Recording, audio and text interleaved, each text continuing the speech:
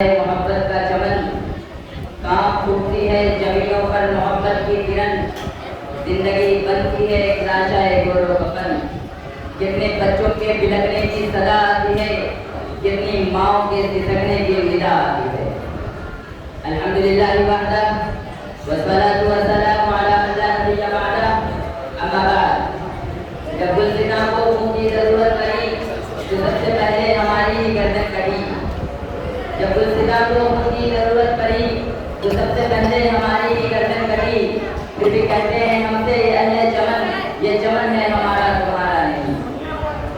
लाइक़ अहतराम असातिज़ा इकराम और मुअज़्ज़ज़ रुफ़क़ा, आज जब हम तारीख़ के औराक को पलटते हैं और हमारी निगाह जब अपने अस्लाफ की कुर्बानियों पर पड़ती है तो हमारी रूहें तड़प उठती है, रोंगटे खड़े हो जाते हैं, बदन दर्द होता है, दिल कांपने और धड़कने लगता है, ज़बानें गुम और आंखें अश्कबार हो जाती है। जो हिंदुस्तान जिसके हुर्रियत के बाप को मुसलमानों ने अपने कोने निकट से पूछा था, इसकी आज़ादी की खातिर बाराना आसना इस्लामी में टूट पड़े और मौजों से खेलते हुए मुजरात तक जा पहुंचे थे। बेपनाह कुर्बानियों के लिए इसको परवान चढ़ाना था। आज उनकी जद्दोजहद और कद्दोकाशी को यकसर भुला दिया जा रहा है। वो मुल्क जिसकी आज़ादी के लिए शब ने रेशमी रुमाल की तहरीक चलाई, शेखुल इस्लाम ने फांसी के फंदों को चूमा, डाल कर मुस्कुराए, काले पानी की सैर की, जज़ीरे को आबाद किया, आज की कुर्बानियों को तारीख के औराक से मिटाया जा रहा है। वो गुलसिना जिसके रसूल के लिए मुसलमानों ने सारे गुलशन को चुना था, वही आज मुख्तर की शक्ल में तैयार रहा है। वो धरती जिस पर मुसलमानों ने पानी की तरह अपना खून बहाया था, वही आज जुल्म सितम और जोर जबा का तख्ता मश्क बनी हुई है। यही मुल्क आज हमें घर के मार मार कर निकाल रहा है। जंग आज़ादी से हमारे नाम निशान को मिटाया जा रहा है, हमारी तमाम सर कुर्बानियों का इनकार किया जा रहा है। गोया हमारे जंग आज़ादी में कोई हिस्सा ही नहीं। दोस्तों, अब इससे के साथ साथ जवान जल्द निकल पड़ता है कि अब कुछ न समझे ये ज़माना हमें वरना, अब कुछ न समझे ये ज़माना हमें वरना, कहने को तवज्जुह की वफा हमसे हुई है। फूलों की जमीनों से चमकता है लहू क्यों, जब भी कभी माटो की तरह हमसे हुई है। हमने ही ये सोचा था कभी पुण्य से गुलशन, क्यों बादल सहर आज वफा हमसे हुई है। अलबत्त आज़ादी हिंद की किताब का दरबार मुसलमानों की बेपनाह कुर्बानियों और उनके मुसलसल जद्दोजहद के नमूज से भरा है, जिसके बगैर तारीख का हर सफा अधूरा और उसका हर बाब नामुकम्मल और हर ईमान फीका है।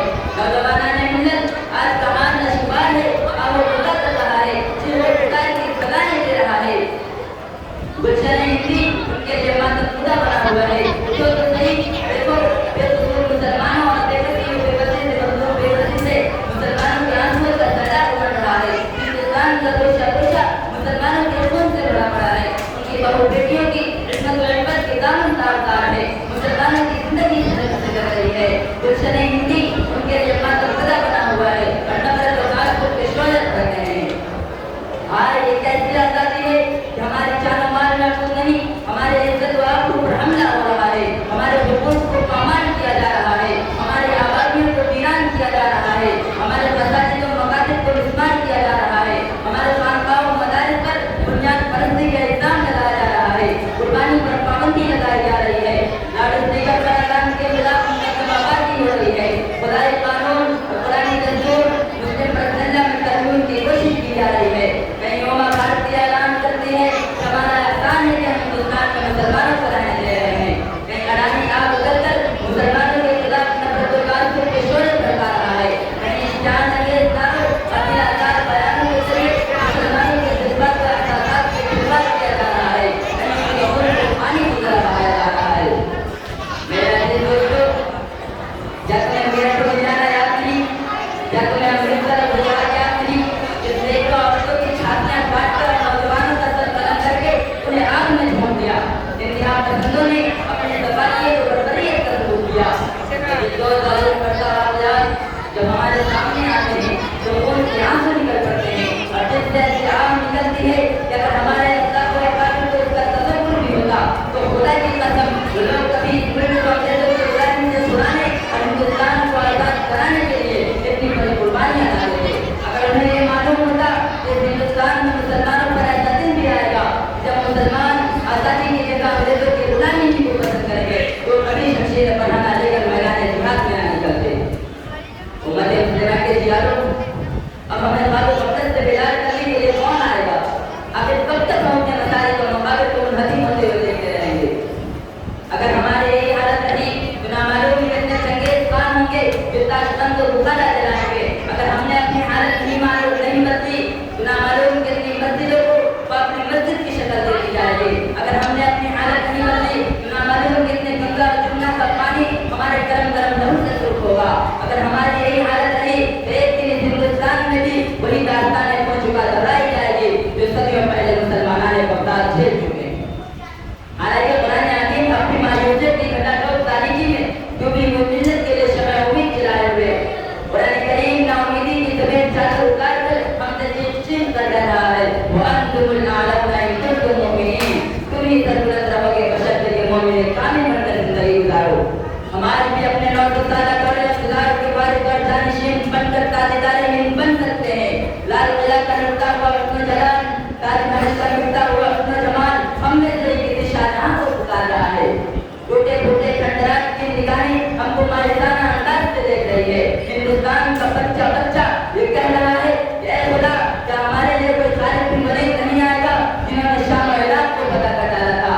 کیا ہمارے لیے کوئی محمد بن قاسم نہیں آئے گا جنہوں نے راجہ طاہر کو لوہے کے چنے چھوائے تھے؟ کیا ہمارے لیے کوئی صلاح الدین ایوبی نہیں آئے گا جنہوں نے بیت المقدس کی گود کو سجدوں کے لیے خالی کرایا تھا؟ کیا ہمارے لیے کوئی محمود غزنوی نہیں آئے گا جنہوں نے سومنات کے پادریوں کو سبق سکھایا تھا؟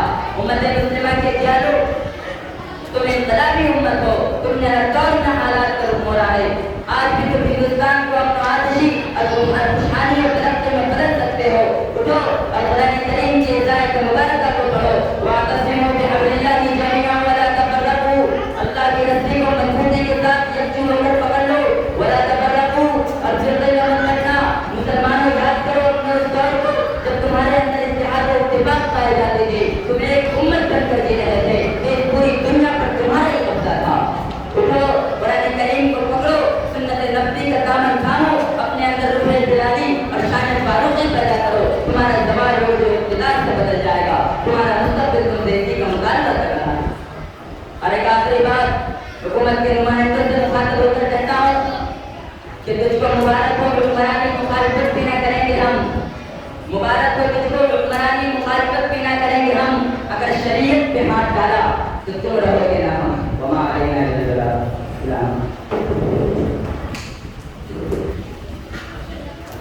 ماشاء اللہ جزاکم اللہ۔ اس پروگرام کی آخری کڑی نظم پہ ختم ہوگی اور اس نظم کے لیے میں دعوت دے رہا ہوں مفید الرحمان اسد اللہ قاسم اور